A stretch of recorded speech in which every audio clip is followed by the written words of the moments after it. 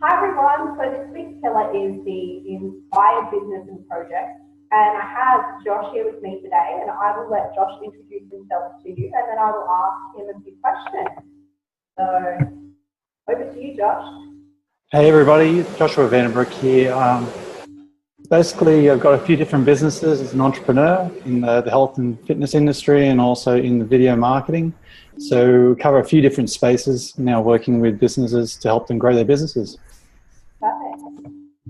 Thank you, Josh. So the first question that I have for you today is, what would you say is your definition of an inspired business or project?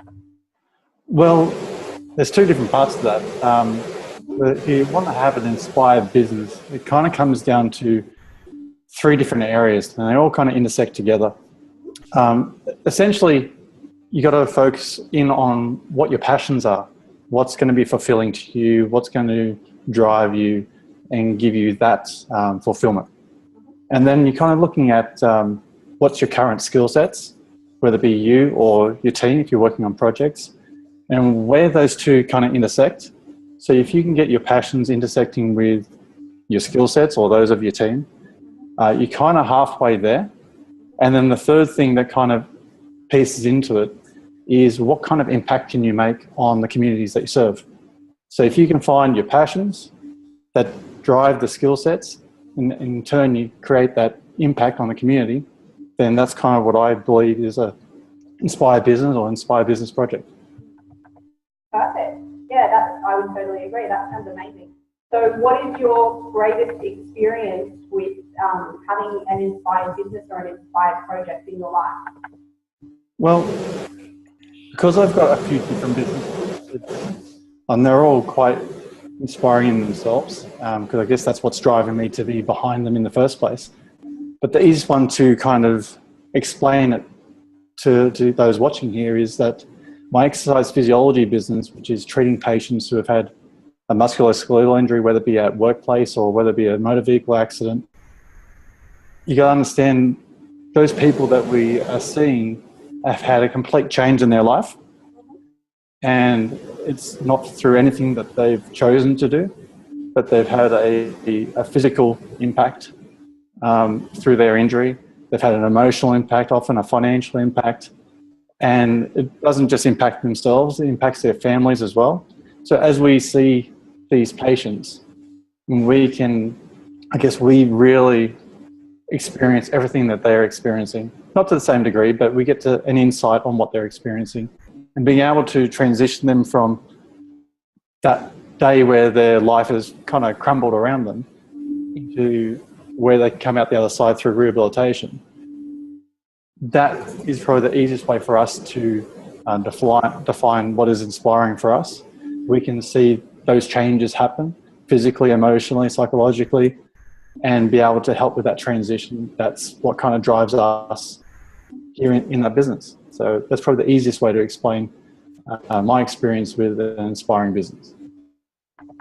Thank you very much. Yeah, that's actually very inspiring, being able to help so many people and being able to see the transformation that they have. So thank you as well for doing that. That's amazing. So my next question is, what would the pointers be for you to give anybody who is wanting to either start an inspiring business or project, or enable their project or business to become more inspiring? What steps would you suggest they take? Yeah, for sure. I kind of draws back onto that first question when I kind of showed you those three parts to it. And I guess an activity that anybody can do, whether you're in business or you're looking to start a business or a project, and you want to be a little bit more inspiring or be inspired in that project or business, is get a piece of paper out, divide it into three columns. First column, you want to put down everything that, I guess, inspires you, what your passions are, what you feel fulfilled with, and that'll give you a bit of a context of different areas that you may want to go into.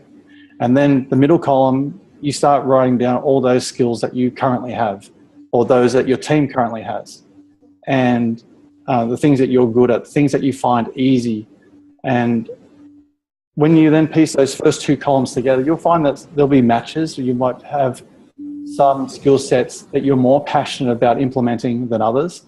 And then you'll see a few of them kind of join together.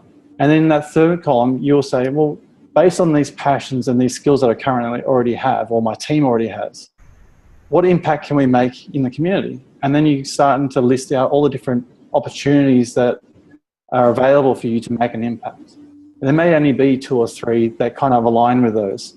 But once you go through this activity, you'll see there will be a few opportunities for you to create an inspiring business project or an inspired business. And then it's a matter of just picking one and getting started. Perfect. Yeah, it is really inspiring, and it does fill us with, I guess, that inspiration when we connect with the community and we feel like we're making a difference. So that's something that is really key in any business, feeling like we're giving back, so that there's some form of, I guess, motivation to keep doing what you're doing because you know that it's important to other people. So my final question for you is there anything else that you would like to share with us around running an inspired business or project, or starting an inspired business or project? Yeah, definitely. As an entrepreneur and running multiple businesses, you face plenty of ups and downs. And it's when we're in our peak, it's easy to keep going and to celebrate your wins and push on. But it's when you're in those down periods where things aren't going the way that you'd hoped that they would, or you're facing a few more challenges than you expected. That's the time when an inspired business actually drives you to keep going. It's you pull back onto what your passions are and those desires and the impact that you're making in those communities to give you that sense of purpose and that inspiration and motivation to keep going and continue to do what you're doing.